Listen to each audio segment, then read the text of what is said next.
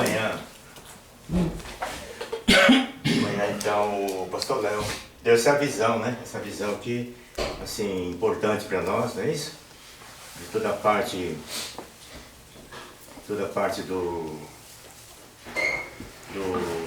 de um histórico da humanidade, desses grandes pensadores, né? Indo nesse raciocínio, lançando suas ideias, suas teses, suas hipóteses, as publicações que ele falou, até chegar no que ele está falando agora da etopedagogia. E a nossa questão mesmo, assim, que eu vejo, assim, uma questão bem crucial mesmo, para nós, na verdade, seria essa elaboração, né? Porque eu penso que não é uma tarefa tão simples assim, é uma elaboração que vai levar um certo tempo, né? E ao mesmo tempo, nós temos que ter uma atitude profissional. Nós temos que ser profissionais, não podemos ficar num certo amadorismo, vai para cá, vem para cá, faz uma reunião aqui, lá, nós temos que ser profissionais naquilo que nós vamos fazer. Bom, mas o tema básico aqui, eu coloquei esse título aqui, mas é porque podia ser até outro título, mas ficou aí, em busca da educação plena.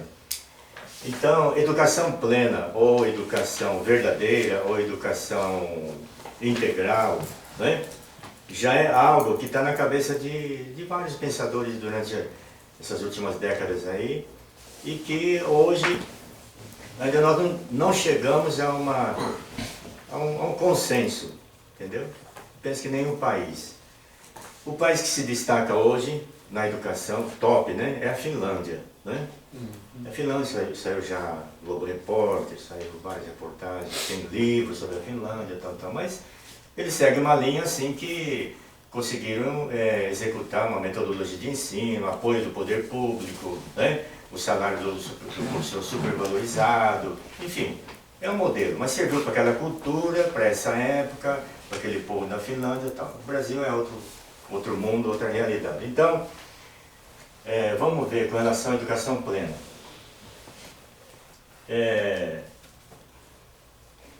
Eu não fui muito lá atrás, eu peguei as coisas mais recentes, né, em termos de visão de alguns pensadores, educadores, pedagogos, escritores e tal, sobre até a gente chegar no que a gente quer agora. Tá?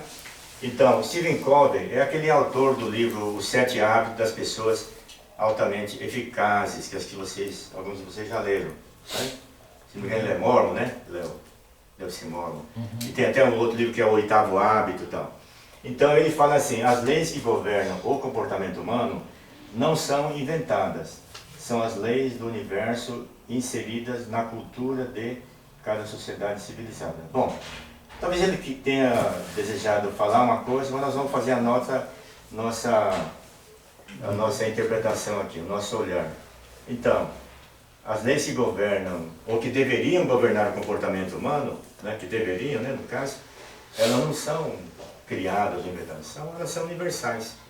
Elas vêm de são as leis da criação, na verdade. Elas vêm de Deus, né? Existiu, e existe, vai existir para sempre. E essas leis, elas estão na ordem de toda a dinâmica do universo, né? Isso deve estar em conjunção com a ordem interna do ser humano, que vai determinar a sua conduta, o seu comportamento. Então o homem vai ser um ser que está num todo em harmonia com tudo que cerca ele. O universo, a terra, o sol, a lua, as galáxias, a criação, os outros seres humanos, entendeu? Então seria esse todo harmônico. Então Covey já falava isso daí. Vamos lá. E Toynbee, ele já tem alguns livros escritos, ele está dizendo aqui, é um historiador britânico, né? Quanto maior for nosso poder material, maior também deverá ser, né, a nossa necessidade por virtude e discernimento espiritual. Então, na verdade, eu não vou colocar assim, não, isso é totalmente correto, ou totalmente incorreto, ou é correto uma parte, mas eu tenho umas citações aqui para a gente poder extrair algumas coisas, algumas ideias para aquilo que nós vamos precisar já ir pensando nessa elaboração. Então ele está concluindo aqui que quanto maior esse poder, né, tecnológico, poder atômico, poder científico que o homem tem nas mãos hoje, detém mesmo, né? É uma coisa, esse conflito entre Coreia do Norte, Estados Unidos, Irã, na questão do urânio, então isso tudo, o mundo está se armando aí, né? Então, quanto maior o homem tem esse poder mal dirigido vai dar uma destruição tremenda no planeta. Então, tem que ter virtude, tem que ter um discernimento espiritual, ele tem que ter uma espiritualidade que tem que estar na base de toda essa conduta humana. Sem isso o homem vai, né? Fatalmente nós vamos acabar com o planeta, vamos desintegrar tudo que está aí, né? Vamos lá. Então, aí esse Thomas Lincoln, ele fala assim, que a educação tem duas grandes metas: ajudar os jovens a estarem qualificados e se tornarem boas pessoas. Então, aí tem, por exemplo, provavelmente uma professora com um aluno, tal. Então, aí ele fala assim, ajudar crianças e jovens a estarem qualificados. Então, certamente está se referindo aqui a uma qualificação em termos de competência, naquilo que se refere à futura profissão dele, né? A vida profissional. Qualificação, ele fala que qualificação é mais ligada à área profissional. Então, é evidente que o Lincoln está citando aqui, a estarem qualificados, né? Sugere isso, que seja profissionalmente, né? Então tem que adquirir aquelas competências básicas que o ensino básico fornece, o fundamental médio fornece, e depois vai para curso técnico, vai para a universidade, ele vai complementando a sua qualificação até para ele poder assumir um trabalho lá em tal empresa, em tal corporação ou aqui na sociedade. E também se tornarem boas pessoas. E aqui então, para toda teoria de educação, para toda visão de educação, para toda metodologia de educação, existe uma coisa que antecede isso. Tem um grupo de pessoas que vai formular uma nova metodologia de ensino baseado em competências, baseado em valores, né? Éticos e morais. Outro grupo vai formar outra metodologia baseada mais na ciência, na tecnologia, alguma coisa assim. Bom, a questão é que esse grupo vai formular uma nova metodologia de ensino, ou uma escola que já aplica uma determinada metodologia. A base disso, na verdade, está uma visão do ser humano, né? Aquele grupo que sentou para formular uma nova metodologia de ensino com base em tais pensadores, ele tem que ter uma ideia, esse grupo está coeso numa ideia que eles têm o que é o ser humano. O ser humano, ele é só físico, ele morre, acabou tudo, né? Ou então ele é um ser físico e espiritual, ele morre, mas tem uma vida numa outra dimensão que não é aqui, aí entra a lei de causa e efeito, não é isso? Então, a visão que a pessoa, o grupo, tem sobre quem é o ser humano, ou o que é o ser humano, né? Essa visão determina a metodologia que eles vão elaborar, que eles vão construir. Então, nós nós temos uma visão, o que é o ser humano, quem é o ser humano, não é isso? Então lá no princípio divino, nós falamos nosso Pai. Então o ser humano quem é? É filho de Deus, né? Foi criado lá em Gênesis como a imagem e semelhança do Senhor. E nosso Pai vem Jesus, vem nosso Pai que complementou quem é o ser humano, né? Está bem claro no princípio da criação, é um microcosmo do cosmo total, aquela comunicação dos dois mundos. Então, é o ser humano, é a obra-prima da criação, né? Como está lá também, acho que penso que o apóstolo Paulo falou, o homem é a imagem e glória de Deus, né? Então o homem e a mulher, eles são na verdade o ápice da criação de Deus. Então nós temos essa visão. Então a partir dessa visão, da visão de Deus e da visão que Deus tem para com o homem, que nós absorvemos isso, está claro dentro de nós, não é isso? Então nós temos que aí elaborar, essa é a questão. E a questão nossa então é elaborar, entendeu? Um plano, uma metodologia dentro de um programa, dentro de um projeto, para daí então, enquanto elabora, já vai trabalhando, e quando elaborar, aonde que nós vamos entregar esse plano, esse projeto, de que maneira, com quem nós vamos contar, temos que conhecer a legislação de ensino, temos que fazer parcerias com outros grupos da sociedade, e assim vai, não é isso? Okay, pode passar. E aqui vamos voltar um pouquinho.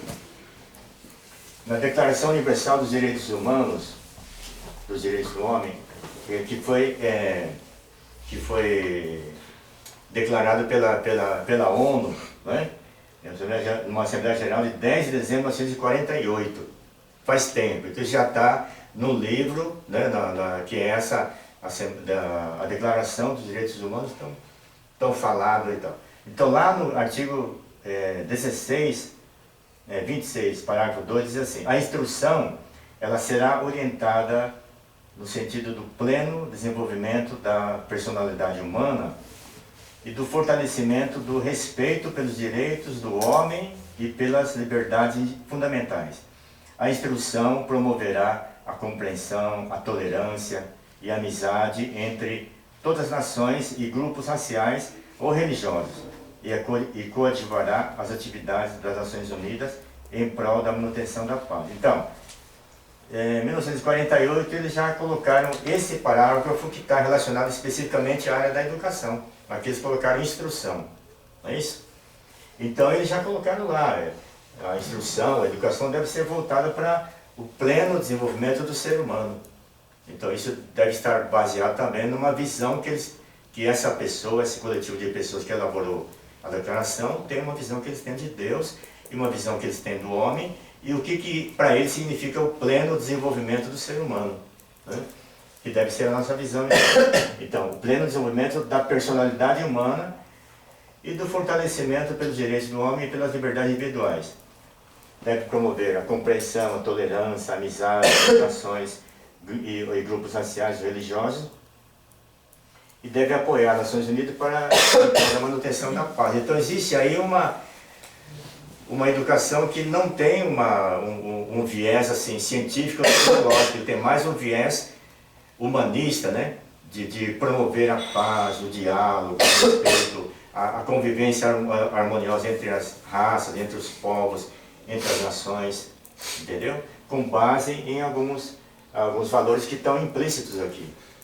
Isso foi em 1948. Aí a gente volta, seguindo aqui, aí você vê na LDB, no governo do Fernando Henrique, né? Lei 9394, de 20 de dezembro de 1996, e no artigo 2º, Lei de Diretrizes e Bases da Educação Nacional. Então, esse artigo é o que fala dos fins da educação nacional. Então, é um artigo, digamos, básico, que dá início à LDB.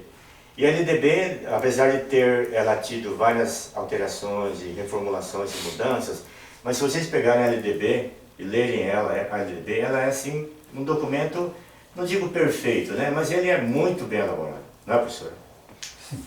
Ela é muito bem feita, ela foi elaborada, ela compreende vários aspectos da educação que a lei, eu penso que anterior deve ser a de 1970, se não me engano. Tem a 4.024, depois veio a outra de 1970, né? Então ela aperfeiçoou muitos aspectos da legislação brasileira. Você queria falar?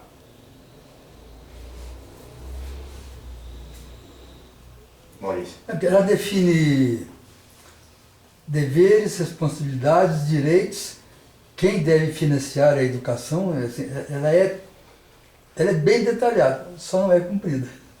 Então, essa é a questão, né? Então, nesse parágrafo que fala sobre os fins da educação nacional, diz assim: a educação, dever da família, né? E do Estado.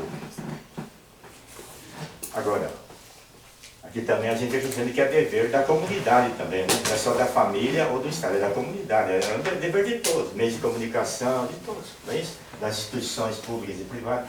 Então, a educação é dever da família e do Estado, inspirada nos princípios de liberdade e nos ideais da solidariedade humana, tem por finalidade o pleno desenvolvimento do educando. Então, aí já está relacionado com a Declaração dos Direitos Humanos, né? O pleno desenvolvimento da personalidade humana, do ser humano. Então, pleno. Então, esse termo pleno, ele está ele é um termo que ele é utilizado, ele é repetido, né? Então há uma ênfase aí. Então, é o pleno desenvolvimento do ser humano, do educando, o seu preparo para o exercício da cidadania, né? Em termos do exercício da cidadania, que também existe uma visão nossa, também tem uma visão de outras pessoas, de outros grupos ideológicos, e assim vai. E sua qualificação para o trabalho. Então, vejam que aqui, olha, está quase perfeito, não está? Pleno desenvolvimento do ser humano em todos os seus múltiplos aspectos. Então, aqui a gente faz a leitura assim, ó, dimensão cognitiva, dimensão emocional, dimensão operacional, dimensão ética, moral, dimensão espiritual, entendeu? Então, o ser humano no todo, esse pleno se refere ao pleno desenvolvimento de todas essas suas faculdades, dimensões que compõem cada um de nós, entendeu? Então, a gente tem que buscar esse pleno, mas daqui, desenvolvimento pleno, depois, preparo para o exercício da cidadania e a qualificação para o trabalho. Aí fechou o assunto, não é verdade? Então, teoricamente, está perfeito isso aqui, só que não é realizado, né? E também, como se contemplasse não é as três bênçãos, né? E também O tem ideal de liberdade, que é o homem perfeito, conectado com Deus, depois na família e preparado para o trabalho, usar a criatividade. Então, é perfeito isso, não é? Só que a questão é a implementação. teoricamente perfeito. Diz o que deve fazer, mas não como fazer. Porque tem um conjunto que complementa isso. Por exemplo, não adianta preparar para o emprego um país que tem 20 milhões de desempregados. Então, é toda uma conjuntura, É né? uma conjuntura que complementa esse texto. Então, e aí também, prepara para a cidadania e para a qualificação para o trabalho, mas ele não tem esse pleno desenvolvimento, onde nesse pleno desenvolvimento deve ter a parte moral e ética, a parte de valores, a parte de educação espiritual, então ele vai dar um péssimo profissional, né? Se não tem. Ele vai dar um mau cidadão, né? E também aí, a educação é o dever, dever da família e do Estado.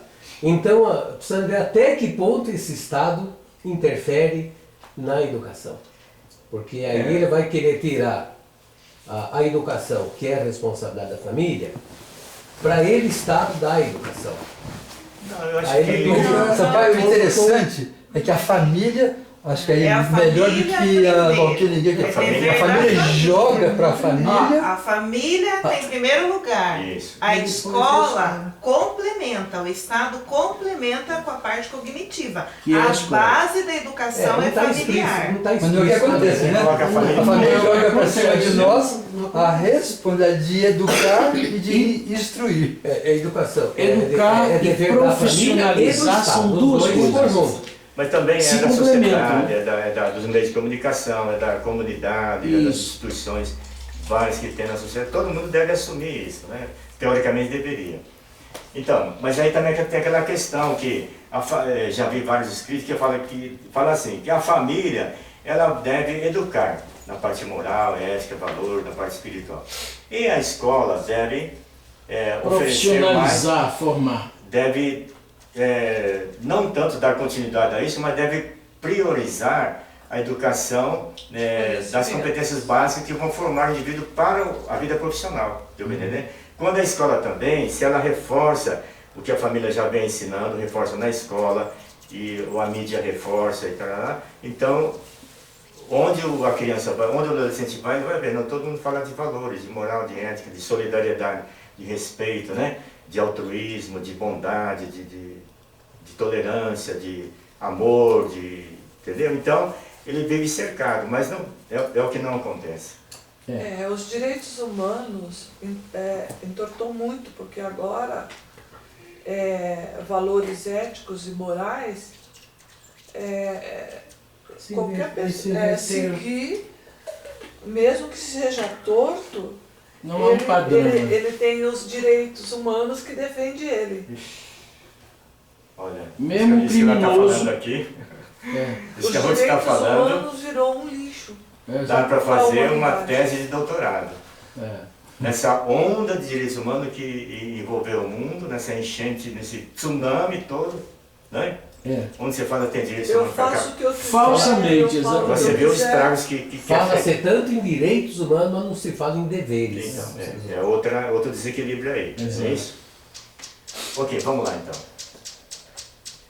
Então, ok, eu coloquei a Declaração Universal de Direitos Humanos, depois a LDB, para a gente ter uma base, um norte, porque já, na teoria já está aí. A questão é a implementação. E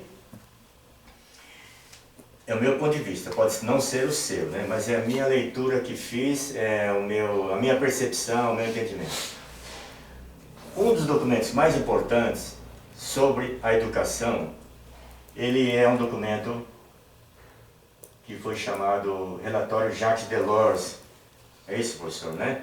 Então, Jacques Delors foi um coordenador de uma equipe, de uma comissão internacional para a educação para o século XXI. Esse foi o nome dado. E isso eles fizeram a reunião, a primeira em 1993, é um grupo de educadores, professores, todos da área da educação, de vários países, da África, do Oriente, das Américas, da Europa. O Jacques Delors era o coordenador. Eles fizeram reunião de 1993 até 96. Em 96 eles concluíram o relatório, que deu como resultado este livro aqui. Educação, o Tesouro a Descobrir, que é uma leitura importante, entendeu? Mas muita gente não conhece muito, eles fizeram um relatório que depois culminou num livro, então na verdade foi uma coisa gigantesca, eles se reuniram por vários anos, né? E o período de um ano para outro da reunião, cada um ficava pesquisando lá dentro da sua especificidade, da sua tarefa, da sua área, no seu país, e trazendo aquilo da sua experiência, do seu saber, para a reunião manual, entendeu? E aí foram organizando uma publicação, um relatório que é o livro, ok? Então, ele é relatório para a Unesco, né? É a Organização das Nações Unidas para a Educação, a Ciência e a Cultura, né? Como que um setor da ONU, da Comissão Internacional sobre Educação para o século XXI. Então, aí, dentro do contexto desse relatório, o que destaca mais são os 4 pilares, entendeu? E muita gente conhece os 4 pilares, mas também não sabe muito bem a origem dos 4 pilares da educação. Então,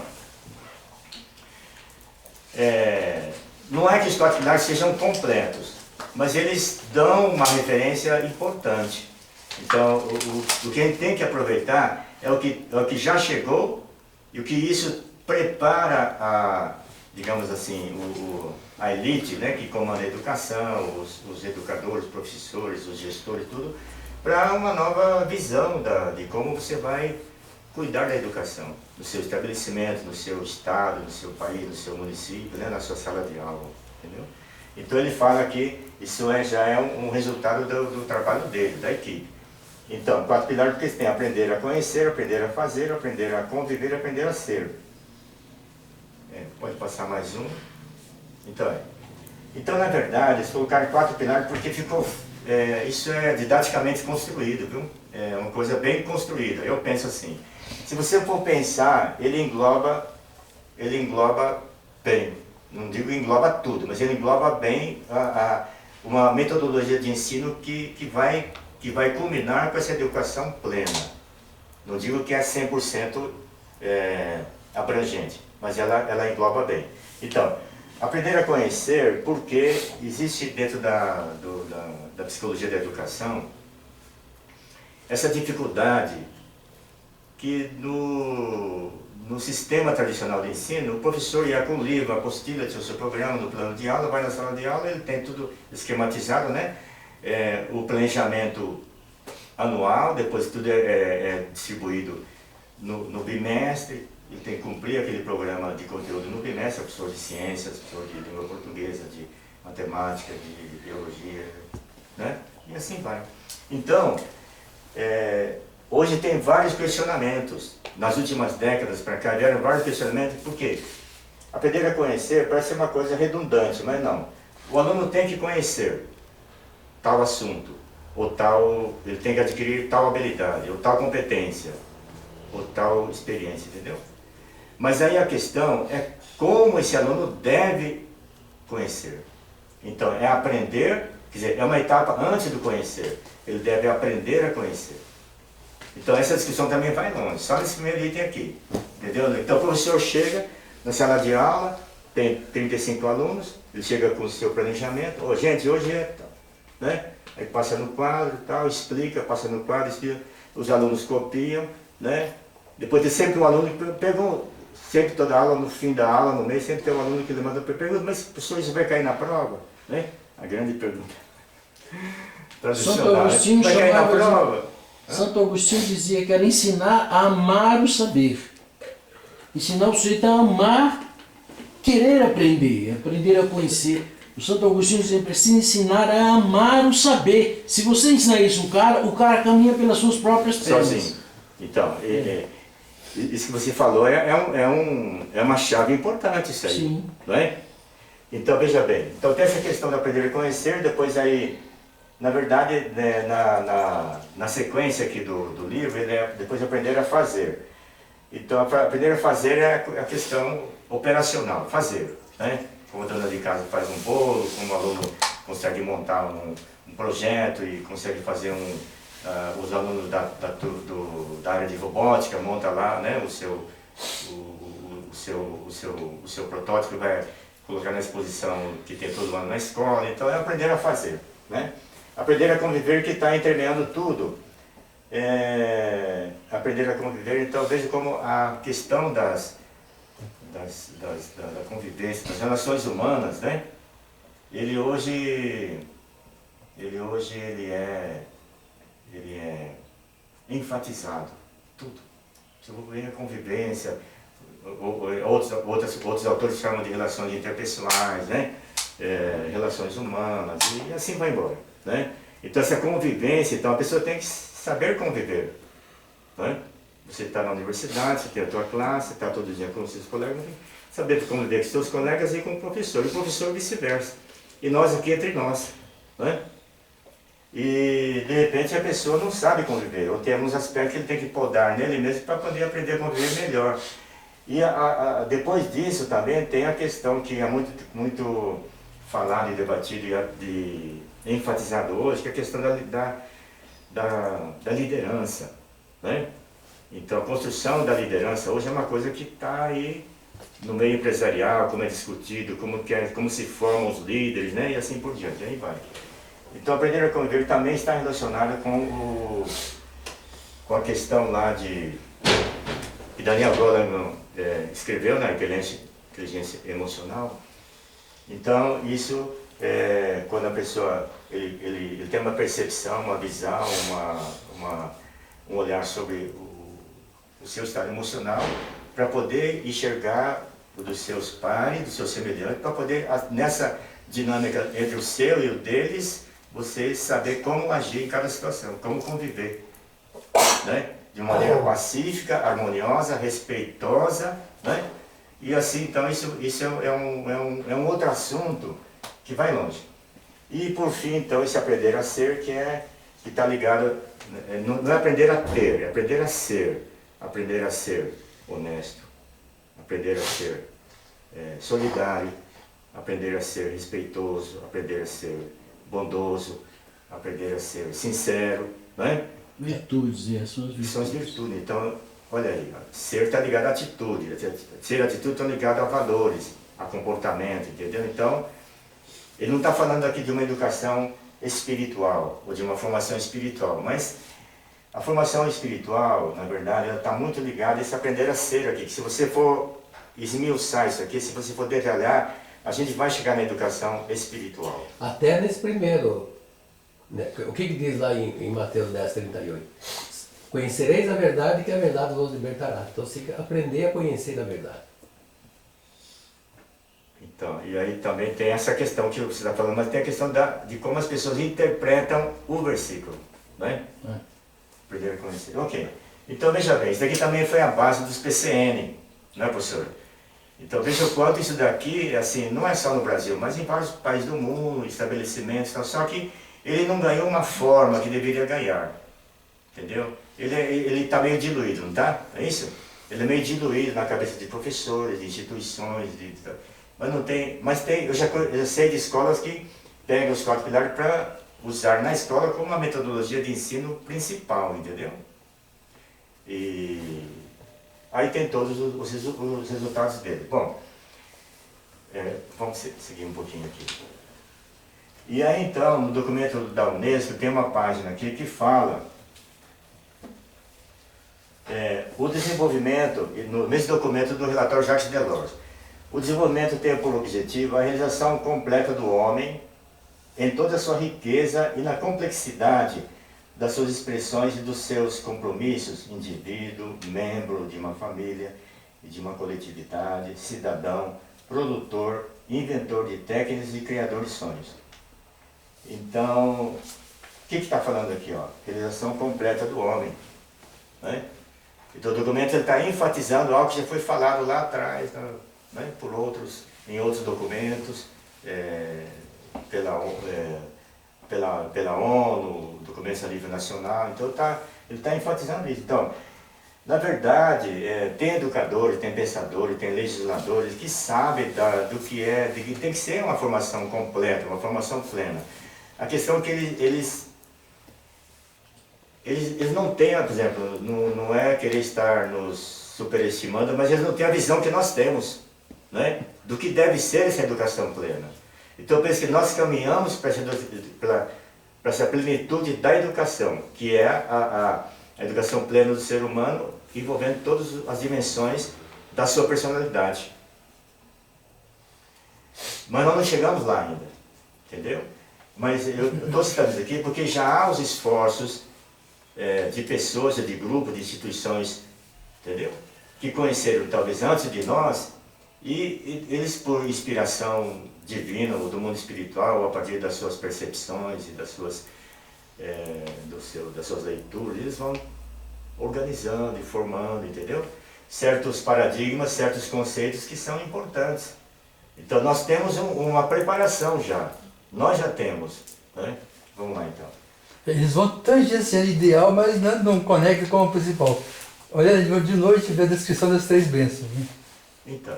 O indivíduo, a família, e formar técnicas para o bom desenvolvimento. Então, mas eles não conectam com esse ponto central. Né? Então, isso tudo que eles estão falando aqui, que o senhor Maurício está falando, é que nós fechamos isso com o princípio da criação.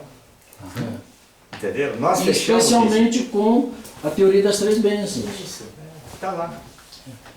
É o que o indivíduo deve aprender. As técnicas e informações externas, eles têm muito mais do que nós. Para ensinar a profissionalização e a educação técnica. Isso. Mas quando chega na educação de valores, é onde eles são críticos. Na verdade, o marxismo predominou, a confusão, o psicologismo invadiu, misturou tudo. A deficiência é na base, é na educação de valores. A educação artística, eles têm bastante, as artes do belo, violinos, essas coisas. A educação técnica, ele tem laboratórios, coisas fantásticas. Mas quando chega na base, na raiz, é onde eles são carentes. É onde realmente... Quando se faz o plano, tira-se das ideias, o papel aceita tudo. Então sai divino, maravilhoso. Exato. Mas na hora de colocar na prática, é muito difícil. Vamos dizer, se colocasse de tudo isso que o senhor está falando, 40%, menos, né? Menos da metade, a situação seria outra. dos estudantes seria outra. Tranquilo. Eu creio nisso. Só que então, aqui eu estou falando, a Ruth está falando a questão, acho que a melhor palavra é a implementação, não é? É a implementação daquilo que já está na teoria, que já está no livro, que está escrito, que está veiculado, entendeu? Que está na internet. É a implementação disso. Porque as pessoas que estão, os gestores e coordenadores pedagógicos de hoje, os mesmos gestores de educação, numa rede municipal de educação no município, uma rede estadual, não sei, eles talvez nem se preocupem em fazer uma releitura de tudo isso, para ver o que tem ainda, o que nós podemos, nessa releitura, o que eu vou entender a mais agora, depois de 2 anos que passou do meu trabalho aqui. Não é isso? Tem que fazer uma releitura para ver o que ele vai entender melhor e que mudança ele tem que fazer. Então, a gente vai mudar um pouquinho o foco, porque aí, falando do paradigma holístico, né? Então, o holístico vem de holo, do grego holo, que quer dizer todo, totalidade. Então, esse paradigma holístico ele surgiu como uma forma de contrapor ao paradigma cartesiano, não é isso? Mecanicista, que é mecanicista, cartesiano. que é reducionista, entendeu? Então, o que é esse paradigma cartesiano que é mecanicista, que é reducionista? Ele, assim, toda a estruturação curricular da escola de hoje, ela vem desse paradigma. É a interpretação dos fatos como pedaços separados. Tudo Enquanto que a visão fragmentado. holística, ela vê o todo como integrado, como um sistema, né? Correto. Enquanto que a visão materialista da ciência ateísta, que é o reducionismo, analisa as partes separadamente e mantém elas separadas. A visão holística cria harmonia entre todas as partes do sistema. E ele não enxerga a conjunção, né? Como é que é? A harmonização, a interdependência de uma parte com a outra. Ele não consegue enxergar isso. Ele vê tudo Interconectados fragmentado. e interdependentes Né? uma das outras. Então é só vocês verem, você está no ensino médio, né? Lembra do teu ensino médio? Então vai lá, tem um horário, primeiro dia de aula do teu terceiro ano de ensino médio, você vai lá, recebe o horário, não é isso? Segunda-feira tem, você está ensinando à noite, na segunda-feira à noite tem 4, 5 aulas, na terça-feira tem mais 4, 5, né? Então, tem que ter 4, 5 aulas de português por semana, tem que ter 4 de matemática, tem que ter 3 de biologia, tem que ter 3 de química, 4 de não sei o quê, né? Ou educação física, ou de filosofia, e assim vai. Então, aquilo está estruturado no... Então, a construção... Estruturado na escola, não estruturado para desenvolver o conhecimento do aluno. Porque, na realidade, teria que ser, mesmo um professor de português daria aula de português, viesse aula de matemática. O professor de matemática aproveitar e reforçar aquele conteúdo do professor que deu de português para incrementar a aula dele. Isso. Essas relações não existem, então é montado um horário, cumpra-se aquele horário, acabou-se. Então, é a nossa realidade. Só que, veja bem, está errado. Não vou falar que está errado, né? Porque eu fui educado e estou aqui por causa disso. Vocês também, nós estamos aqui, mesmo com a disciplina toda fragmentada, nós estamos aqui, não foi em vão. Só que a costura e a construção, nós tivemos que fazer por conta própria. Porque ninguém chegou para mim, nem para você, e falou, não, a coisa é orgânica, ela é holística, entendeu? Ela é sistêmica. Ninguém falou. Você que foi descobrindo, né? E aí veio o princípio divino, aí você fechou a questão. Ok. Então, o todo é a totalidade. Então a moça está aqui num penhasco, olhando aqui, sai da canastra, mais ou menos. Onde nós vamos amanhã, né? Mais ou menos, é tão bonito como quando está aqui, né? Nossa. Então ela está aqui, respirando ar puro, vendo um vale, lindo vale, as montanhas, um rio que está passando aí, em contato com a natureza. Amanhã o senhor vai dar então, aquela aula em cima a dimensão, ela está dentro, está imerso, se ela tem essa percepção, ela está imerso numa percepção que ela tem dela mesma, digamos assim, uma pessoa com essa percepção, dela mesma e naquele momento numa sintonia com as coisas que cercam ela. Então esse é um momento, né? E nós podemos ter a cada dia um momento, né? De alguns minutos assim também, não precisa estar na Serra da Canastra nem num penhasco assim, mas podemos estar nas minhas caminhadas, na volta da minha caminhada, que é em torno de 6h30, 6h15, 6h30, 3 vezes por semana lá em Goiânia, caminho de uma avenida do lado. Aí tem um momento que eu tenho que parar, porque eu vejo o pôr do sol. Aí eu paro, 2, 3, 4 segundos, fico lá parado olhando. Entendeu? Isso daí, eu fico olhando, mas que coisa incrível, verdade? Então, o ser humano ele tem que ter essa sensibilidade. Agora, se você tem essa sensibilidade do que é o belo, e você tem isso por causa da visão que você tem de Deus, então já é outra. Mais profunda. Muito mais profunda, entendeu? Vamos lá, então. Ok, então, o Capra que você falou, né? Que é do Fritjof Capra. O Ponto de Ponto Mutação. de Mutação, Isso. tal da É o física. livro dele. Ele tem um DVD, vocês podem até ver o DVD que ele tem, depois tem um livro que é o Ponto de Mutação, é o nome do DVD e do livro. Então o Capra ele fala da visão sistêmica, a nova visão da realidade de que vimos falando, baseando a consciência do estado de inter-relação e interdependência essencial de todos os fenômenos físicos. Então, a inter-relação e interdependência como um todo orgânico, né, entre todos os fenômenos físicos, biológicos, psicológicos, sociais e culturais. Essa visão transcende as atuais fronteiras disciplinares e conceituais e será explorada no âmbito de novas instituições. Então, ele está falando o que aqui? Que esses fenômenos todos, físicos, biológicos, psicológicos, sociais, eles estão todos interligados. Então, essa é a visão holística, essa é a visão sistêmica. Agora, para mim, pessoalmente, para todos nós, o texto que fechou para nós a visão holística é o princípio da criação. Não é isso?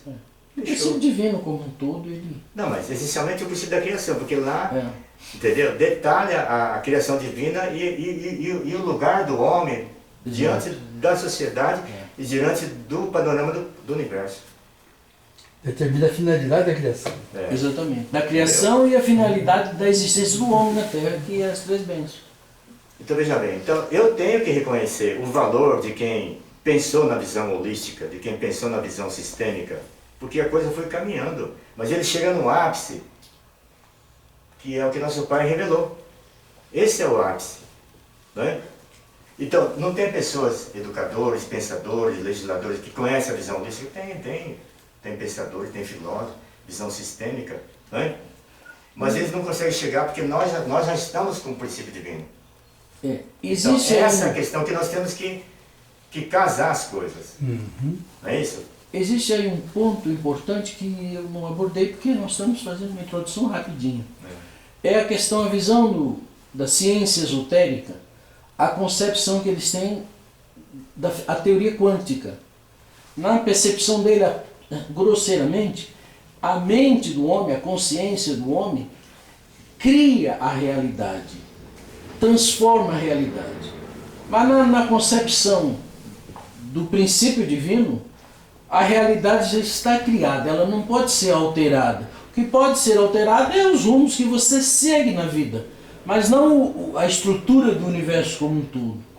Então, por exemplo, usando a teoria quântica como um instrumento, eles pensam, por exemplo, na lei da atração, que é um fenômeno quântico. Você pensa, e a força da sua consciência e tal, faz aquilo acontecer. Na verdade, quando você, à luz do princípio divino, estudando a teoria quântica, à luz do princípio divino, você vê que é completamente alinhada com o princípio divino. E fere um pouco essa relação esotérica. Mas é outra hora a gente borda esse ponto. Então, eu acho que cada um desses itens aqui é assunto para a gente destrinchar, aprofundar, ler, entendeu? Discutir entre nós aqui e tal, para a gente ir elaborando as coisas, né? Ok, vamos lá, outra parte. Então, o termo educação holística, que está ligado a essa visão sistêmica, ela foi proposta pelo americano Miller, em 1997, então não faz assim muito tempo, né? 97. Então, de acordo com Miller, são consideradas todas as facetas da experiência humana, não só o intelecto, né, racional e as responsabilidades de vocação e cidadania, mas também os aspectos físicos, emocionais, sociais, estéticos, criativos, intuitivos e espirituais inatos na natureza do ser humano. Rafael Ilse, eu tenho o livro dele, Educação Integral, o Paradigma Holístico para o século XXI. É bom o livro dele, Rafael Ilse. Chama Educação Integral. Então ele fala da educação holística aqui. Ele é o Rafael Ilse, né? Não é o Miller, não. Então, ele está falando aqui, são considerados, para essa educação holística, todos os aspectos, todas as dimensões da experiência humana. Não é só o intelecto racional, né? Cognitivo, que é onde... A ciência ateísta fica nesse plano só. Isso, onde tem, por exemplo, esse paradigma do conhecimento, do saber, é o que está impregnado nas nossas universidades, né? Quantos professores eu tive na graduação, na pós, não, quem confere poder ao ser humano é o conhecimento, não é isso, Léo? De uma forma racional, né? Racional, é o conhecimento. Sem a dimensão se você não tem conhecimento, transfísica. Não precisa nem ser ético, né? Exato. Você tem conhecimento, você tem poder. Então, esse é um paradigma. Agora nós temos que quebrar esse paradigma, porque não é bem isso, né? Então, não é só o aspecto racional e responsabilidade de vocação e de cidadania. Então, de vocação, que é a vida profissional futura.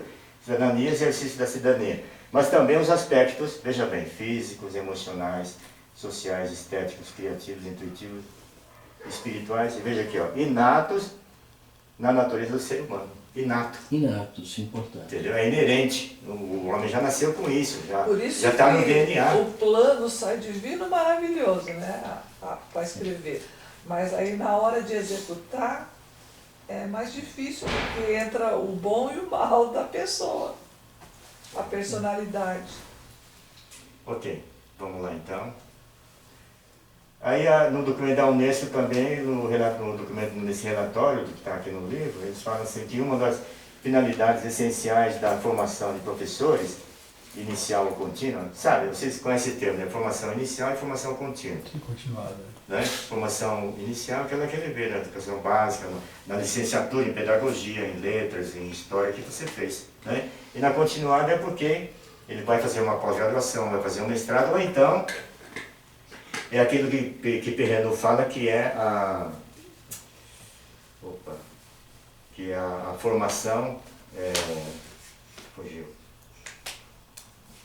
Quando é a formação enquanto ele está dando aula.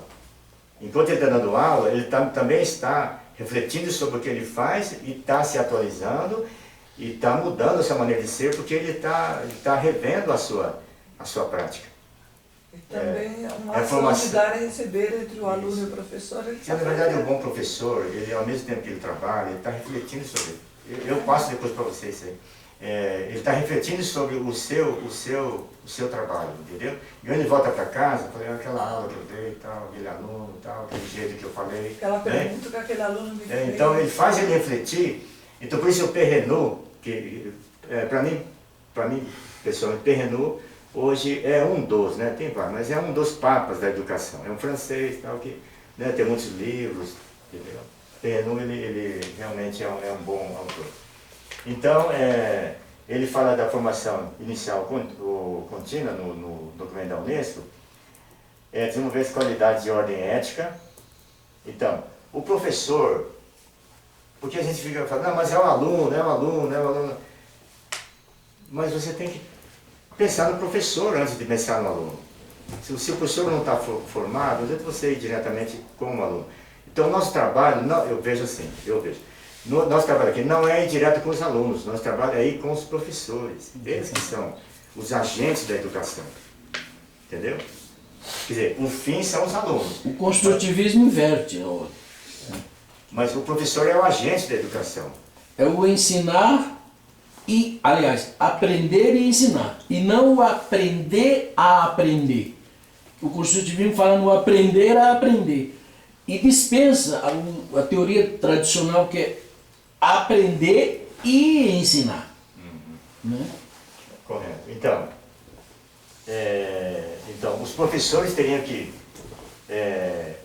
na formação inicial contínua, desenvolver as qualidades de ordem ética, intelectual e afetiva que a sociedade espera desses professores. De modo que eles possam, por sua vez, cultivar nos seus alunos o mesmo leque de qualidades. Entendeu?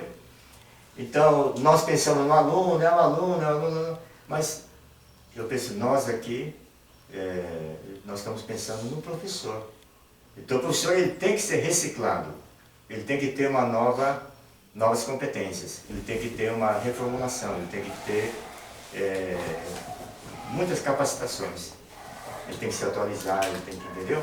Porque é a pessoa-chave. Não adianta falar, não, o centro de educação é o aluno. Não sei se centro de educação. A finalidade é o aluno, é formar o aluno, tudo bem. Mas o agente. Se o formador não quiser preparar, agente, o formador é o professor. É claro. Eu coloco o professor no seu lugar. Pronto. O foco da educação é o aluno. Mas o agente é o professor. Mas o agente que faz Que a desencadeia interação é o... Então, se os professores estiverem desorientados, o sistema de educação será destruído, que é exatamente o objetivo do marxismo. Se o professor é desmotivado, descontente com o seu Descontente, trabalho, vai trabalhar não tem moral o ano nenhuma, todo lá e vai passar desmotivado, descontente, não está nem aí, E entendeu? com a cabeça caotizada, né? Confusa, misturada. O que os alunos do ensino médio, terminando o ensino, vai levar desse professor aí? Vai levar... Eu estou aqui para Confusão na levar cabeça. o pão para meus filhos e acabou, porque eu não gosto de dar aula. Eu não gosto de... Primeiro tem que gostar da aula, amar o aluno. É coisa séria. Então, vocês concordam com isso, né? Nós temos que trabalhar os professores. Eu penso assim. Eu também acho. Professor, diretor de escola, coordenador pedagógico, técnicos de educação, gestores, entendeu? Nós temos que contactar esses profissionais aí, ó. Seja a nível de uma escola, a nível de uma rede municipal, a nível de uma rede de escola privada, entendeu? Não sei como.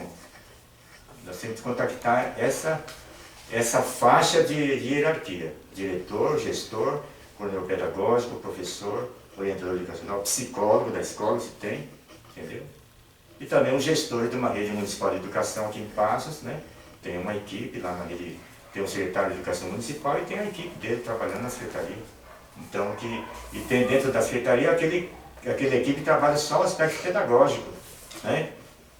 Enquanto o outro está cuidando da parte de legalização de escola, da parte de implementação de novas instituições, da parte de legislação de ensino, tem uma equipe especial que é a parte pedagógica, a parte do professor, da formação do professor. E também uma rede bem organizada. Eu visitei lá a Rede Municipal de Educação, lá em Goiânia, no tempo que eu tinha que fazer uma pesquisa, e visitei na Rede Municipal, Secretaria Municipal de Educação de Goiânia, município de Goiânia. Então tem lá um departamento que eu fui lá, que é só departamento de formação de professores. Eles só cuidam, tem lá quanto, 20, 30 técnicos, professores, coordenadores, que estão lá só cuidando da capacitação dos professores. Eu fui também na rede estadual lá de Goiânia, que coordena todas as escolas da rede do estado de Goiás. Tem um setor da Secretaria de Educação que só cuida da parte de capacitação de professores. Assim, não é, professor? Cada município tem a sua rede e tal, cada estado. Então, eles já têm o setor formado, organizado. Só que como que eles vão capacitar os professores? Dentro da visão deles. Dentro do que eles têm nas mãos deles, né? Então a questão não é a estrutura ou os meios externos para fazer isso, é o conteúdo. O conteúdo, além de ele tá caotizado,